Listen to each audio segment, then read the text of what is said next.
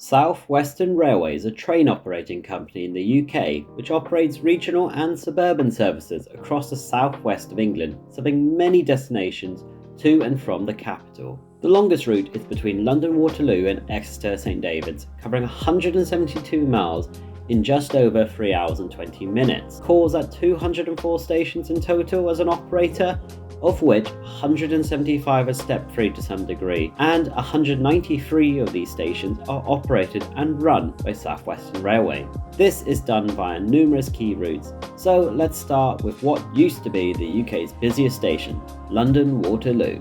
From here, we start with trains to Windsor every half an hour via Richmond, Twickenham and Staines. There are also trains every 30 minutes to Reading, which is semi-fast until Staines before stopping everywhere after that. GWR operate a much more frequent and faster service from Paddington, which you can check out in this video here. On the Hounslow Loop line, we have trains every 30 minutes to Weymouth via Hounslow, and during peak times there's an additional 4 trains an hour, 2 in each direction, which shuttle to and from London Waterloo via the loop.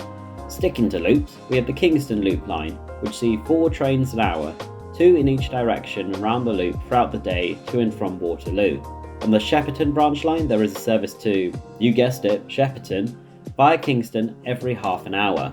Similarly, on the Hampton Court branch line, there are 2 trains an hour running from Waterloo. Now, we've talked a lot about London so far, so let's look at something further away, specifically the route to Westbury, and it's very sporadic. We have 4 trains a day, one of which heads to Yeovil Pen Mill via Westbury at 7:50 in the morning. A few hours later there's a train to Exeter, however this splits at Salisbury, and half the service terminates at Yeovil Junction via Westbury. There is also a service at 4:50 in the evening which heads direct to Westbury, and also a service to Yeovil Pen Mill via Yeovil Junction. So all very random really. Thankfully there's a more regular service once an hour to Exeter St David's, one of their longest routes. The South West Mainline route to Weymouth is next with 2 trains an hour. One is a fast stopping service at places such as Southampton, Brockenhurst and Bournemouth, and the other is a slower stopping service. There are also 2 trains an hour to Basingstoke, one of which stops at Clapham Junction, and there are 2 trains an hour to Alton via Woking. Another key route is the one from Waterloo down to Portsmouth, where we have 3 trains an hour, all with different calling pattern. One heads via Basingstoke and the other heads via Guildford, stopping at most stations, whilst the other is a fast service via Guildford. Peak time trains also stop at Clapham Junction. And speaking of Portsmouth, there is a coastal route from Portsmouth and Southsea heading to Southampton Central via Farnham once an hour. 3 trains a day come even further to Portsmouth Harbour. We have a stopping service once an hour to Bournemouth from Winchester during off-peak hours, and there's also a service from Salisbury to Romsey via Southampton Central once an hour. Down the line at Basingstoke, we have generally an hourly service to Salisbury. 1 service a day extends further to Gillingham, and 2 of these trains a day head even further west, further to Yeovil Junction via Westbury, and 1 via Yeovil Pen Mill via Gillingham, so all a bit complicated really. There is also a shuttle service from Brockenhurst to Lymington Pier every 30 minutes, and twice an hour there's a shuttle service between Guildford and Farnham via Ash, followed by another shuttle service from Aldershot to Ascot via Bagshot every 30 minutes. During off-peak hours, there's an hourly service to Haslemere via Guildford, with some trains forming the Portsmouth services at peak hours. And you might think we're done, but no, there are a load of other commuter routes from Waterloo, with a stopping service every 30 minutes to Woking from the capital. There are also 2 trains an hour between Waterloo and Guildford via Claygate, and 1 train an hour between Waterloo and Guildford, but via the Epsom line this time. There are also services to Dorking once an hour, and 2 trains an hour to Chessington South, which yes, is slightly geographically skewed. And of course, let's not forget the Isle of Wight, which has 1 train an hour from Rye to Shanklin. As with most of these lines, up to double the number of services during peak hours.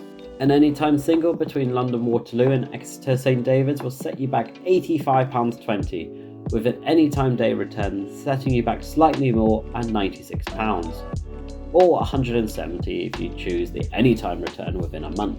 There are 4 main depots along the route, including one at Bournemouth, Farnham, a recent one at Feltham, one at Fratton, which is just outside Portsmouth, one at Northam, which is near Southampton, and the other is on the Isle of Wight at Ryde. There is also one at Salisbury for the diesel fleet, and another in London at Strawberry Hill and Wimbledon.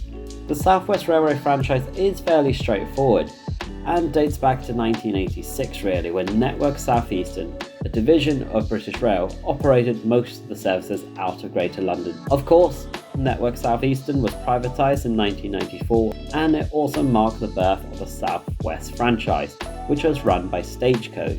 The tender process happened again for the new South West franchise, which at this time included the Island Line, which is on the Isle of Wight, and again Stagecoach have won it, but continued to operate the franchise to only 2017. Another 10 years had passed, which means another tender. This time a joint bid by First and MTR had won, and with a few extensions from the Department for Transport, have the franchise until the 28th of May 2025, so just under 2 years to go. They currently own at least 348 trains according to their website, and include a variety of Sprinter classes, a load of Siemens Desiro trains, a few British Rail 2nd Gen Mark III and the inner suburban routes, as well as some new Aslam carriages for the outer suburban routes. There is also the old District Line Viva Rail trains, which run on the Isle of Wight, 5 of them in total. Other further developments include a load of new Aslam Venturer trains, 90 in total, and these are expected to standardise and replace the Reading, Windsor and London suburban services, hopefully later this year, fingers crossed. Other improvements listed on their franchising agreement include refurbished trains, free Wi-Fi at all stations and all services, 29 additional weekday services and Saturday services between Portsmouth and Southampton, as well as more services between London and Portsmouth. There's also more services on Sunday and also investments at stations including Southampton Central. Anyway, thanks for watching. Catch us next time for East Midlands Railways, and we'll see you next time.